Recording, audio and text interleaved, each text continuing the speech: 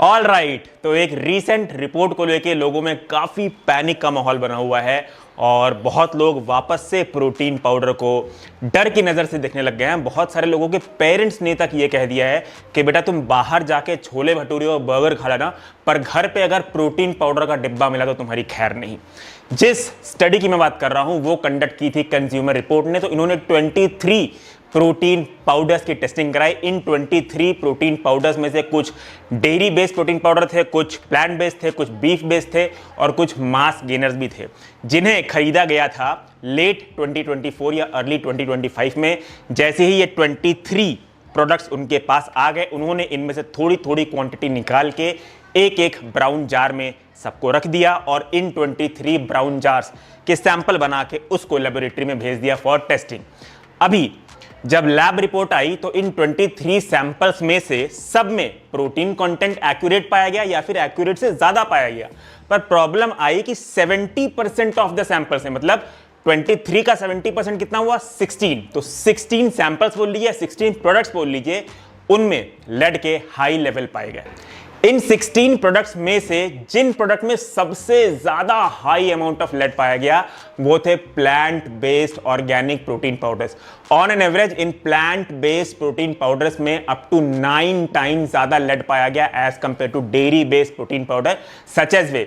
और ये कोई बहुत शॉकिंग चीज नहीं है, ये स्वाभाविक है, क्योंकि देखिए प्लांट अपना न्यूट्रिएंट एब्जॉर्ब करते हैं सॉइल से, और अगर सॉइल में लेड होगा तो वो प्लांट में आ ही जाएगा।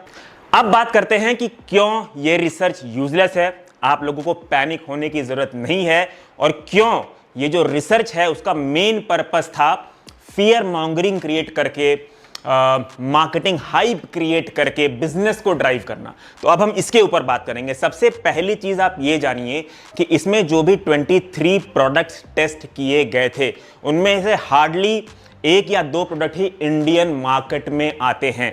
तो ये जो रिसर्च है वो इंडियन मार्केट के लिए एप्लीकेबल नहीं है। पॉइंट नंबर 2, कंज्यूमर रिपोर्ट ने इस स्टडी में जो लेड के लेवल का रेफरेंस लिया है वो लिया है कैलिफोर्निया प्रोपोजिशन 65 का। कैलिफोर्निया प्रोपोजिशन 65 के अकॉर्डिंग जो लेड का थ्रेशहोल्ड है पर डे का वो है 0.5 mcg पर डे। आप सप्लीमेंट छोड़िए, कोई भी फूड जो आप normal day to day life में खाते हैं अगर उसकी भी टेस्टिंग कराएंगे और कैलिफोर्निया प्रोपोजिशन 65 के लेड के थ्रेशहोल्ड के हिसाब से अपनी स्टडी करेंगे तो वो नॉर्मल फूड के लिए भी 70% से ज्यादा सैंपल लेड में फेल हो जाएंगे। इसीलिए मैं अपने पिछले कुछ वीडियोस में आप लोगों को एक चीज क्लियरली हाईलाइट कर चुका हूं कि अगर आप लोग कोई भी स्टडी पढ़ रहे हैं और उस स्टडी में कैलिफोर्निया प्रोपोजिशन 65 के थ्रेशहोल्ड्स लिए गए हैं, कैलिफोर्निया प्रोपोजिशन 65 के स्टैंडर्ड्स लिए गए हैं, तो आप इमीडिएटली उस स्टडी को पढ़ना बंद करें, क्योंकि कैलिफोर्निया प्रोपोजिशन 65 जो है वो बनाया गया है प्योर बिजनेस पर्पस के लिए या फिर पॉलिटिकल रीजंस की वजह से। और ये चीज मैं आगे आपको रियल नंबर्स के बेसिस पे बताऊंगा भी। आप लोगों को मेरे स्क्रीन पे एक इमेज दिख रही होगी जिसमें कैलिफोर्निया प्रोपोजिशन 65 के लेड की पर डे की लिमिट कितनी है वो दिख रही होगी, FDA interim reference level lead की पर डे कितनी है वो भी दिख रही होगी, और यूनाइटेड स्टेट्स ऑफ फार्माकोपिया की लेड की डेली इनटेक की लिमिट भी दिख रही होगी। आप देख सकते हैं कैलिफोर्निया प्रोपोजिशन 65 की डेली लेड की जो थ्रेशहोल्ड लिमिट है वो कितनी कम है as compare to the FDA and as compare to United States of Pharmacopoeia. इसी इमेज में आपको एक चीज और भी दिख रही होगी कि जो WHO है उसने भले ही लेड की डेली लिमिट डिफाइन नहीं कर रखी है, पर WHO ये साफ साफ कहता है कि एक नॉर्मल अडल्ट अपनी फूड चेन और एनवायरनमेंट से जो लेड इनटेक कर लेता है वो कैलिफोर्निया प्रोपोजिशन 65 के स्टैंडर्ड से कहीं ज्यादा होती है। इनफैक्ट एक बहुत ही इंटरेस्टिंग चीज आप लोग को इस इमेज में और बताता हूं, यूएस डाइटरी इनटेक के अकॉर्डिंग एक नॉर्मल एडल्ट अपने डे टू डे फूड और एनवायरनमेंट एक्सपोजर से ही 30 to 80 mcg lead per day intake कर लेता है। तो प्लीज अंडरस्टैंड, जो कैलिफोर्निया प्रोपोजिशन 65 के स्टैंडर्ड्स हैं इट मींस नथिंग। और आप लोगों को जो कैलिफोर्निया प्रोपोजिशन 65 के वार्निंग लेबल्स पे दिख भी रहे होते हैं वो आपको ये नहीं बताता है कि इसमें लेड सेफ लिमिट से ज्यादा पाया गया, बल्कि वो ये बताता है कि अगर आप ये प्रोडक्ट खरीद रहे हैं तो इसमें हैवी मेटल हो सकता है, चाहे वो ट्रेस अमाउंट में ही क्यों ना हो या चाहे वो नेचुरली अकरिंग ही क्यों ना हो। पॉइंट नंबर 3, आप लोगों के लिए मैंने ना डिस्क्रिप्शन बॉक्स में एक स्टडी की लिंक डाली है, आप लोग जाके प्लीज उसे पढ़िएगा। उस स्टडी में यह बताया गया है कि एक नॉर्मल एडल्ट अपने day to day food, day to day environment और पानी से कितना amount of lead mcg per day intake कर लेता है। वो रिसर्च पढ़ने के बाद आपको लगेगा कि there is nothing called lead free life. आपके पानी में भी लेड है, आपके एनवायरमेंट में भी लेड है। पॉइंट नंबर 4, एक और स्टुपिडिटी की चीज आप लोग को बताता हूं कि कंज्यूमर रिपोर्ट ने इन 23 प्रोटीन पाउडर्स को खरीदने के बाद उसे 23 ब्राउन पॉलीएथिलीन जार में थोड़ा थोड़ा डाल के फिर उन सैंपल्स को टेस्टिंग के लिए भेजा। अगर आपको कैलिफोर्निया प्रोपोजिशन 65 के ही थ्रेशोल्ड लेने थे तो आपने ब्राउन कलर का पॉलीएथिलीन जार क्यों यूज किया? लेड तो थोड़ी अमाउंट उसमें से भी आ सकता है। पॉइंट नंबर 5 और बहुत ही इंपॉर्टेंट पॉइंट जो आप लोगों को पता होना चाहिए, और वो ये है कि बहुत सारे फूड आइटम्स और इंग्रेडिएंट्स ऐसे होते हैं जिनमें नेचुरली अकरिंग ट्रेस अमाउंट में हैवी मेटल होता है। इसीलिए अगर आप लेड से डरते हैं तो सबसे पहले आप अनाज खाना बंद कर दिए, क्योंकि अनाज उगता है सॉइल से और जो सॉइल में लेड होता है वो आपके अनाज में भी आता है। सिमिलरली अगर आप पानी पीते हैं, पानी में भी हैवी मेटल हो सकता है, तो आप पानी ही पीना बंद कर दिए। कैलिफोर्निया प्रोपोजिशन 65 के जो स्टैंडर्ड्स हैं वो एक्चुअल में ऐसे प्रोडक्ट्स पे भी अप्लाई हो जाते हैं जिनमें नेचुरली अकरिंग ट्रेसेस अमाउंट में हैवी मेटल होता है। बहुत सारे ऐसे डेली कंज्यूमेबल आइटम्स हैं जिन्हें अगर आप ऑर्गेनिकली भी ग्रो करेंगे, जैसे कि स्पिनच हो गया, चॉकलेट हो गया, कॉफी हो गए, आपके पोटैटोज हो गए, इन्हें अगर आप नेचुरली ग्रो करने के बाद भी लैब टेस्ट कराएंगे तो इनमें भी जो लेड पाया जाएगा वो कैलिफोर्निया प्रोपोजिशन 65 के स्टैंडर्ड से ज्यादा ही पाया जाएगा।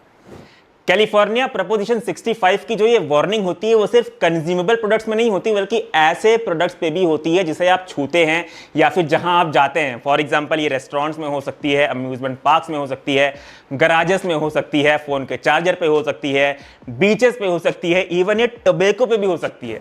तो ये जो कैलिफोर्निया प्रोपोजिशन 65 के स्टैंडर्ड्स है ना, ये क्रिएट किए गए हैं just to gain attraction. Researchers के अकॉर्डिंग जो कैलिफोर्निया प्रोपोजिशन 65 के स्टैंडर्ड्स हैं वो 1000 टाइम्स लोअर रखे गए हैं देन एक्चुअल हार्मफुल लेवल्स। इसीलिए बहुत सारे ऐसे प्रोडक्ट्स जो FDA अप्रूव्ड हो, USP कंप्लायंट हो, USP अप्रूव्ड हो, वो भी कैलिफोर्निया प्रोपोजिशन 65 के वार्निंग्स में आ जाते हैं। अब हम लास्ट 2 बहुत ही इंपॉर्टेंट पॉइंट्स को भी कवर कर लेते हैं। पॉइंट नंबर 6 में मैं आपको बताऊंगा कि क्यों कैलिफोर्निया प्रोपोजिशन 65 प्योरली एक बिजनेस पर्सपेक्टिव से क्रिएट किया गया है, और पॉइंट नंबर 7 में आपको बताऊंगा कि इसको क्रिएट करने का पॉलिटिकल रीजन क्या है। पॉइंट नंबर 6 की बात करें तो जो कैलिफोर्निया प्रोपोजिशन 65 है वो बेसिकली टारगेट करता है small and medium business owners को। अगर आप स्मॉल एंड मीडियम बिजनेसमैन हैं और आप कोई ऐसा फूड आइटम निकाल रहे हैं मार्केट में जिसमें भले ही heavy metal naturally occurring trace amount में ही क्यों ना पाया गया हो, जिसमें वो सेफ लिमिट के काफी अंदर ही क्यों ना पाया गया हो, पर अगर आपने उस प्रोडक्ट में इनकी वार्निंग नहीं लगाई तो ये आपको सू कर देते हैं फॉर नॉन कंप्लायंस, जिसका सेटलमेंट आप आउट ऑफ द कोर्ट कर सकते हैं। देखिए बाहर क्या होता है, जब भी सू किया आता है तो बाहर कोर्ट में वो केस लड़ने के लिए बहुत ज़्यादा टाइम और बहुत ज़्यादा पैसा खर्च होता है। इसलिए बाहर कंपनीज क्या करती हैं, out of the court he settlement कर लेती हैं। देखिए ये चीज़ मैं नहीं बोल रहा, आप ईयर 2023 यानी कि सिर्फ 1 साल की इनकी सेटलमेंट समरी रिपोर्ट देखेंगे तो $300 मिलियन से भी ज़्यादा अर्न किया है कैलिफोर्निया प्रोपोजिशन 65 ने out of the court settlement के थ्रू। आप यहाँ पे मतलब देख रहे हैं प्रोडक्ट में कोई इंप्रूवमेंट नहीं हो रहा है। प्रोडक्ट अगर नॉन कंप्लायंस भी है तो आउट ऑफ द कोर्ट उसका सेटलमेंट हो रहा है। प्रोडक्ट इंप्रूवमेंट और सेफ्टी का यहां पे कोई भी लेना देना नहीं है। इसीलिए बहुत सारी कंपनीज बाहर क्या करती हैं कि इन सब झमेले में ना पड़ने के लिए, ये जानते हुए भी कि मेरा प्रोडक्ट एब्सोल्युटली सेफ है, ये उनकी वार्निंग्स को ऐड कर देती हैं अपने लेबल पे। सबसे लास्ट पॉइंट नंबर 7 में मैं आपको ये बताना चाहता हूं कि जो कैलिफोर्निया प्रोपोजिशन 65 के स्टैंडर्ड्स हैं वो बेसिकली क्रिएट किए गए हैं पॉलिटिकल रीजंस की वजह से भी, क्योंकि ये एक तो कैलिफोर्निया स्टेट को लाइमलाइट में रखता है, दूसरा वहाँ के जो लीडर्स हैं, वहाँ की जो ग्रुप्स हैं, लॉबीज हैं, वो कंज्यूमर प्रोटेक्शन में अपनी लीडरशिप को प्रूव करने के लिए कैलिफोर्निया प्रोपोजिशन 65 के स्टैंडर्ड्स को रेफर करते हैं। हालांकि कैलिफोर्निया प्रोपोजिशन 65 के स्टैंडर्ड्स का कंज्यूमर प्रोटेक्शन से कोई भी लेना देना नहीं है, क्योंकि एक तो इनकी लिमिट 1000 टाइम्स सेफ लिमिट से लो सेट की गई है, और दूसरा ये प्रोडक्ट में इंप्रूवमेंट की जगह out of the court settlement करते हैं। तो देखा गाइस कि कितना ज्यादा मार्केट गेन करने के लिए लोग क्या क्या करते हैं। इसलिए मैं आप लोग से बोलता हूं कि कोई भी स्टडी में अगर कैलिफोर्निया प्रपोजिशन 65 का रेफरेंस लिया जा रहा है, वो स्टडी प्लीज वहां पे आप पढ़ना बंद करें। और जो भी स्टडी से डरा हुआ है उसे प्लीज आप इस वीडियो के लिंक शेयर करें। सारे फैक्ट्स प्रूफ जो मैंने आज की वीडियो में बात करें हैं वो डिस्क्रिप्शन बॉक्स में है। जय हिंद।